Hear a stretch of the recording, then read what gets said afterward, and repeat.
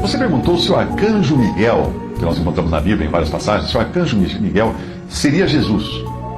Quando alguém me pergunta algo que é doutrina do adventismo do sétimo dia, eu deixo bem claro que o problema não está no algo ou na coisa ensinada, que em alguns casos pode até ser verdade, mas o problema está na origem desse ensino. O corpo doutrinário, o corpo de doutrinas dessa religião se originou dos ensinos de uma mulher chamada Ellen White. E a Bíblia afirma categoricamente que a mulher não deve ensinar. 1 Timóteo 2, de 12 a 14 diz: Não permito, porém, que a mulher ensine, nem use de autoridade sobre o marido, mas que esteja em silêncio.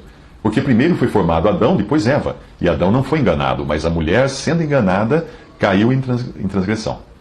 Deus tomou esse cuidado de proibir que a mulher ensine, porque a mulher foi enganada lá no Éden, caindo em transgressão. Apesar de Adão ter acompanhado sua mulher no erro, ele não foi enganado pela serpente. Ele estava ciente do erro. Por essa razão, a mulher é mais suscetível ao engano do inimigo. E mais ainda agora, pois depois da queda, Deus criou uma inimizade entre a serpente e a mulher, fazendo da mulher o alvo preferido de Satanás. Gênesis 3,15 diz: E porém inimizade entre ti, ele está dizendo isso a Satanás, a serpente, entre ti e a mulher, entre a tua semente, ou descendente, e a sua semente. Esta te ferirá a cabeça, e tu lhe ferirás o calcanhar. Deus precisou criar essa inimizade entre Satanás e a mulher por causa da relação de confiança que havia sido iniciada entre a mulher e o diabo, lá no Jardim do Éden, quando ela foi na conversa de Satanás. Deus pôs um fim àquela estranha amizade, criando um ódio especial de Satanás contra a mulher. Essa inimizade perdura até hoje e se estende à semente da mulher, que é o Salvador que havia sido prometido.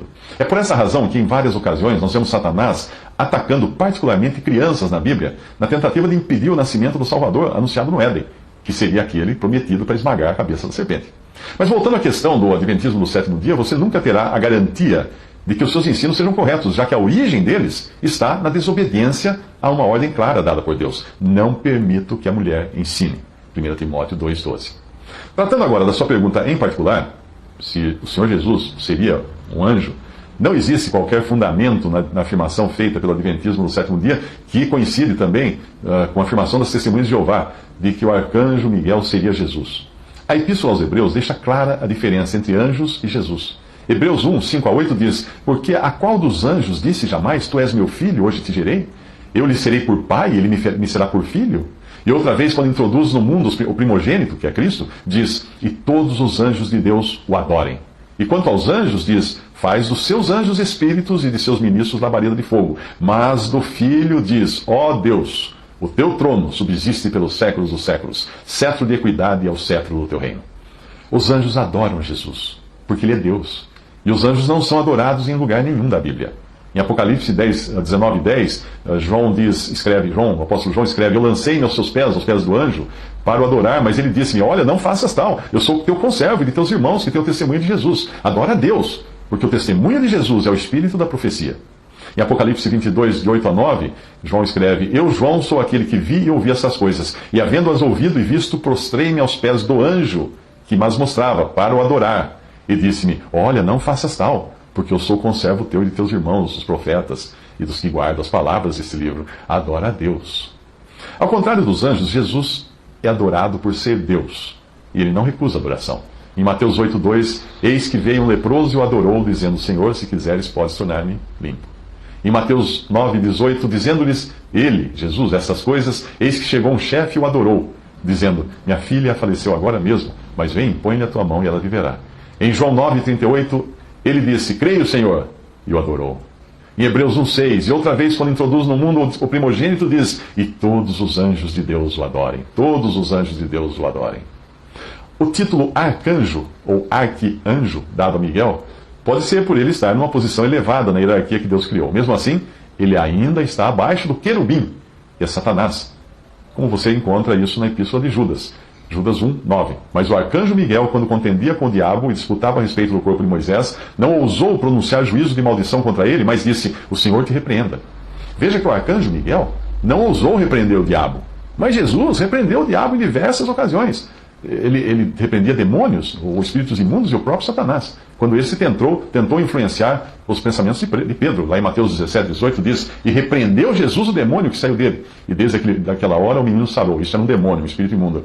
Em Marcos 1:25, e repreendeu-o, Jesus dizendo, cala-te, sai dele. Em Marcos 8,33, mas ele virando-se, olhando para os seus discípulos, repreendeu a Pedro, dizendo, retira-te de diante de mim, Satanás, porque não compreendes as coisas que são de Deus, mas as que são dos homens. Portanto, o Senhor Jesus, ele repreendia, sim, Satanás. O arcanjo Miguel não podia repreender Satanás, porque na hierarquia angelical, Satanás é um querubim acima de um arcanjo. Mas a sua pergunta podia também ter sido sobre alguma doutrina do Adventismo no sétimo dia que estivesse correta. E mesmo assim eu iria sugerir que você nunca bebesse daquela fonte. Justamente porque Deus afirma que não é confiável. Não permito, porém, que a mulher ensine, diz em 1 Timóteo 2, de 12 a 14. Adão não foi enganado, mas a mulher sendo enganada caiu em transgressão. É a continuação da passagem. Ainda que Ellen White, a fundadora do Adventismo, tenha costurado algumas verdades no tecido da sua doutrina, essas verdades podem estar ali apenas para servirem de gancho para levar os incautos à mentira. Na tentação no deserto, Satanás usou a palavra de Deus, mas nem por isso ele estava certo. Procure sempre analisar a origem, mesmo de uma verdade, porque a verdade pode ser apenas o preâmbulo de uma mentira.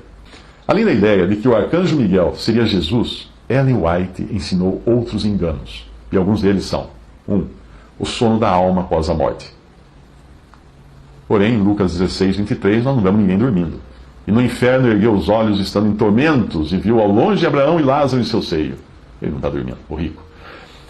Outro erro, a aniquilação dos perdidos, dizendo que depois os perdidos serão aniquilados, deixaram de existir. Mas em Marcos 9, 44 diz, onde o seu bicho não morre, o fogo nunca se apaga, falando do lago de fogo. Ela ensinou também a guarda do sábado por cristãos. Porém, em Gálatas 3,11, Paulo escreve, é evidente que pela lei ninguém será justificado diante de Deus, porque o justo viverá da fé. Ela ensinou que Satanás teria levado os pecados do crente. Porém, em 1 Pedro 2,24, levando ele mesmo, Cristo, Jesus, em seu corpo os nossos pecados sobre o madeiro. Ela ensinou que o cristão deveria ser vegetariano. Porém, em Mateus 15,36, o Senhor Jesus, tomando os 7 pães e os peixes, e dando graças, partiu-os e deu-os aos seus discípulos, e os discípulos à multidão. Portanto, quando você descobre que uma fonte começa errado, é que nem um botão da camisa. Você botou primeiro errado, os outros também virão errados. E quando você tem 99% de verdade e 1% de mentira, é preciso ter cuidado também. Porque veneno de rato é 99% milho.